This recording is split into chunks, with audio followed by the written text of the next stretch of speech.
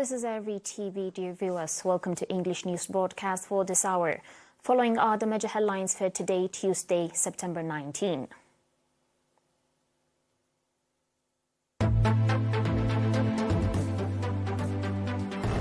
Eritrea participates at high-level political forum in New York. Seminar on empowering women held in the southern region. Niger military convoy arrives near Benin border. And Australia Weather Bureau declares El Niño event in the country.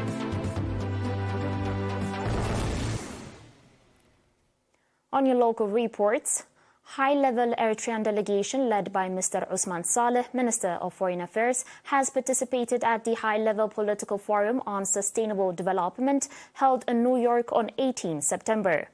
At the forum that was held under the theme Applying Science, Technology, Innovation and Data for Transformative Action, Minister Ousmane delivered a statement depicting Eritrea's stance and opinion, noting that there are various game changers that could transform societal development, such as new technologies, science, and modest organizations. Minister Ousmane said that for a country like Eritrea, where much of the infrastructure that drives the innovation system of developed countries is absent, is how to develop local innovation systems that can address and transform potential game changers into valuable vehicles for development driven by the people to ensure sustainability.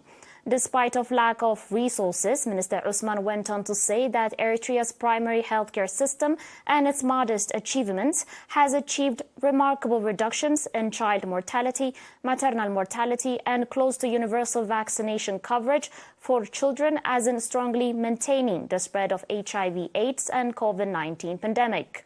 Minister Ousmane indicated that the reasons for achievements is systematic use of data collections with the help of innovative data gathering, as well as the strong commitment of the government, effective organizations of the health services, and the involvement of relevant stakeholders. On the sideline of the forum, Minister Ousmane Saleh met and held talks with Mr. Antonio Tajani, Deputy Prime Minister and Minister of Foreign Affairs of Italy, Mr. Timothy Kaba, Minister of Foreign Affairs and International Cooperation of the Republic of Sierra Leone, and Mr. Denis Moncada Colindres of the Republic of Nicaragua. Ms. Sofia Tesfamariam, Eritrea's permanent representative at the UN, attended the meetings. The National Union of Eritrean Women branch in the southern region held a seminar on empowering women for members of the union from the administrative areas of Sumomo, Mailafo, and Adakhelo, as well as members of the line ministries in Adouala subzone. Speaking at the ceremony, Ms. Elsa Afwerki, the Union Branch's Head of Administration and Finance for the Southern Region, noted that significant effort is being made in collaboration with relevant government and PFDJ institutions to increase the capacity of women. Ms. Elsa emphasized the importance of learning the law and the consequences of harmful practices, and she urged greater engagement in the campaign to reduce the occurrence of underage marriages. On their part, the participants expressed their willingness to take part in the campaign to stop detrimental behaviors like child marriage.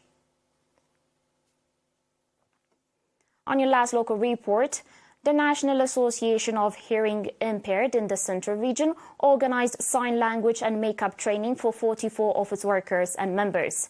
At the training's conclusion ceremony on September 17, Mr. Daniel Gabramariam, head of the association branch in the region, said that 6 months sign language training was provided to 23 members, including 20 females, and 2 months training on makeup to 21 members. According to Mr. Daniel, the objective of the training was to increase staff and member proficiency in sign language in order to enable them to effectively interact with the hearing-impaired people and facilitate their everyday activities. One of the trainers, Ms. Suzanne Tuhu, urged all residents to provide them with the assistance they need by highlighting the importance of the training and enhancing the lives of the hearing-impaired citizens.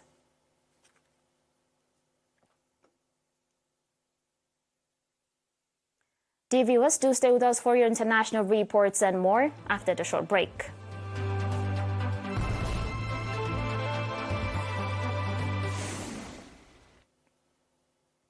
Welcome back. A military convoy paraded through the Nigerian border town of Gaya on September 13. A show of force after junta leaders severed ties with neighboring Benin the previous day. Niger's military rulers, who overthrew democratically elected President Mohamed Bazoum in July, said on Tuesday they would end a military pact with Benin, accusing it of authorizing the deployment of troops on its territory for a possible military intervention against Niger by the West African Regional Bloc. The ECOWAS bloc is trying to negotiate with the leaders of the July 26 coup, but has said if diplomatic efforts fail, it is ready to use force as a last resort to restore constitutional order and reverse the coup d'état. On today's final report, Australia declared today an El Niño weather pattern was underway as the country's southeast sweltered in an intense spring heat wave. According to reports, Australia has already seen extreme conditions in some parts of the continent, particularly in the duration of heat. There had been an extended period of warm and dry weather to start spring. Australia's last two fire seasons have been quiet compared to the 2019 and 2020 Black Summer bushfires that destroyed an area the size of Turkey and killed 33 people.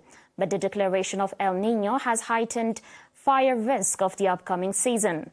The heat wave is forecast to last until Wednesday, pushing temperatures well above the September average.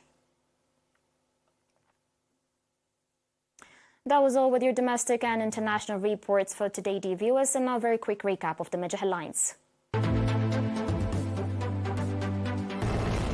Eritrea participates at high-level political forum in New York. Seminar on empowering women held in the southern region. Niger military convoy arrives near Benin border.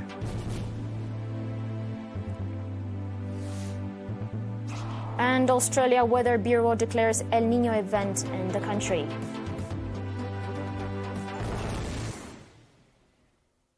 Dear viewers, that was it for today. Thanks for watching and enjoy the remaining of our programs.